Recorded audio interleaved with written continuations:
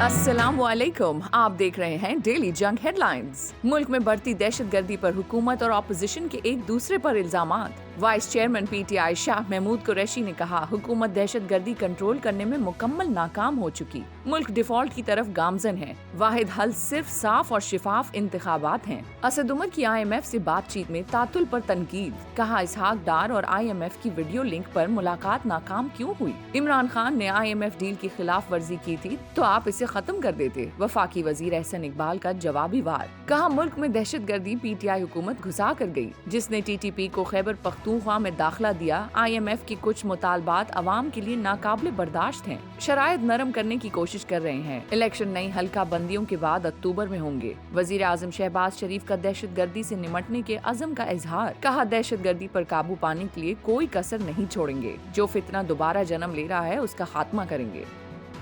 रहनुमा तहरीके इंसाफ फवाद चौधरी ने कहा है कि पाकिस्तान में पहले एस्टैब्लिशमेंट एक हकीकत थी, अब इमरान खान भी हकीकत है। अगर कोई ये समझता है कि इमरान के बगैर पाकिस्तान चला सकता है तो वो अपना और पाकिस्तान का नुकसान करेगा। ये भी कहा कि PTI एस्टैब्लिशमेंट से बना कर रखने की ख्वाहां है। आर्मी में नई कमान आने के बाद फर्क पड़ा है, अब नामालूम नंबर से कॉल्स नहीं आ रही। मीडिया पर भी इमरान खान को ब्लॉक नहीं किया जा रहा। कुछ मनफी चीजें भी हैं, जैसे पंजाब के MPAs फोन आने की शिकायत कर रहे हैं, लेकिन यूँ भी होता है कि कुछ लोग अपनी अहमियत जताने के लिए भी कॉल्स आने का कह देते हैं। PTI इजलास के बाद मीडिया से गुफ्तगू में दावा किया कि पंजाब में नून लीगी MPAs भी हमारे पास आना चाहते हैं। जिन हलकों में तहरीके इंसाफ और खौफ लीग के अरकान नहीं, उन्हें वहां जगह देंगे। पंजाब, KP और सिंध के मुतादिद इलाकों में धुंध के बायस ट्रेनें कई घंटे ताखीर का शिकार। लाहौर एयरपोर्ट पर फिजाई ऑपरेशन मुतासिर। बैरून मुल्क से आने वाली 4 परवाजों को इस्लामाबाद उतार दिया गया। 5 परवाजें लाहौर के बजाय इस्लामाबाद से रवाना होंगी। लोगों को बरास्ता सड़क इस्लामाबाद पहुँचने की हिदायत। गहरी धुंध के बायस मोटरवेज के मुख्तलिफ सेक्शन बंद और कौमी शाहराहों पर भी रवानी मुतासिर है। स्मॉग के बायस लाहौर के तालीमी इदारे मजीद 7 रोज बंद करने का हुक्म। लाहौर हाई कोर्ट ने स्मॉग की रोकथाम से मुतालिक केस में हिदायत जारी कर दी। मगरिबी हवाओं का एक और सिस्टम शुमाली बलूचिस्तान में दाखिल। शुमाली बलूचिस्तान के बेशतर इलाकों में बारिश और पहाड़ों पर बर्फबारी का इम्कान। मोटरवे पुलिस का हाईवे पर मोहतात ड्राइविंग, रात को गैर जरूरी सफर से गुरेज का मशवरा। बालाई इलाकों समेत मुल्क भर में सख्त सर्दी की लहर। 4 माह बाद भी सैलाब के पानी ने घेर रखा है। सर्दी ने मुश्किलात मजीद बढ़ा दी। किसी ने खैर खबर नहीं ली। मीरपुर खास की तहसील डिग्री में सैलाब मुतासरीन की दुहाई। पानी में डूबे देहात के मकीन प्लास्टिक ड्रम जोड़कर कश्तियों पर आने जाने पर मजबूर। अमेरिका में शदीद सर्द मौसम और बर्फबारी से निजाम जिंदगी मुंजमद। हादसात में अमवात की तादाद 55 हो गई। बदतरीन तूफान से न्यूयॉर्क सबसे ज्यादा मुतासिर।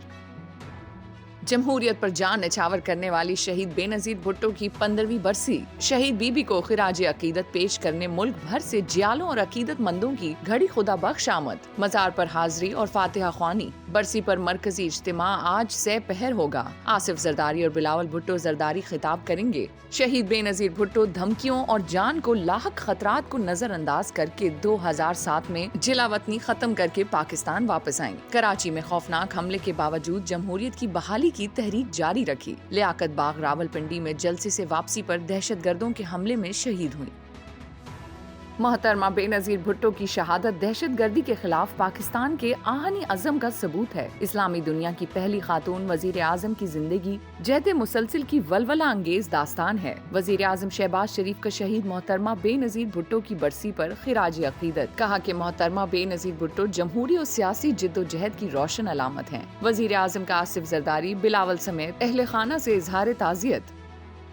जमहूरी जिद्दोजहद की मेमार, पसमानदा तबकात और अकलीतों के हुकूक की मुहाफिज, खवातीन की तरक्की और खुद मुख्तारी की अमली जिद्दोजहद की अलमबरदार। बेनजीर जैसे करिश्माती लीडर सदियों में पैदा होते हैं। पीपल्स पार्टी चेयरमैन बिलावल भुट्टो जरदारी का शहीद बेनजीर भुट्टो को खिराज तहसीन। कहा कि ये शहीद मोहतरमा बेनजीर भुट्टो के नजरिए की कामयाबी है कि आज जमहूरी कुव्वतें एक बेंच पर हैं। हम इनकी सोच और फलसफा पर अमल करते हुए पार्लिमान और जमहूरियत को मजबूत, समाजी और मुआशी इंसाफ को यकीनी बनाएंगे।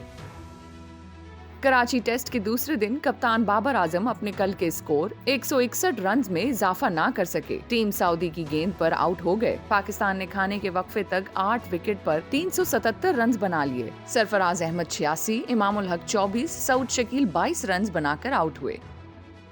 اسلام آباد بلدیاتی الیکشن 31 دسمبر کو کرانے کے لیے پی ٹی آئی نے اپیل دائر کر دی۔ پی ٹی آئی نے اسلام آباد ہائی کورٹ کے سنگل بینچ کے فیصلے چیلنج کر دیا۔ پی ٹی آئی نے اسلام آباد ہائی کورٹ کے سنگل بینچ کے فیصلے کو چیلنج کر دیا۔ جسٹس محسن اختر کیانی کی سربراہی میں 2 رکنی بینچ آج سماعت کرے گا۔ اپیل میں کہا گیا ہے کہ الیکشن سے 11 روز پہلے یونین کاؤنسلز کی تعداد بڑھانے کی کوئی اہمیت نہیں۔ سنگل بینچ کا فیصلہ کل عدم قرار کر کے الیکشن کمیشن کا 20 دسمبر کا فیصلہ بحال کیا جائے۔ الیکشن کمیشن کو 101 یونین کاؤنسلز میں 31 دسمبر کو الیکشن کرانے کی ہدایت کی جائے۔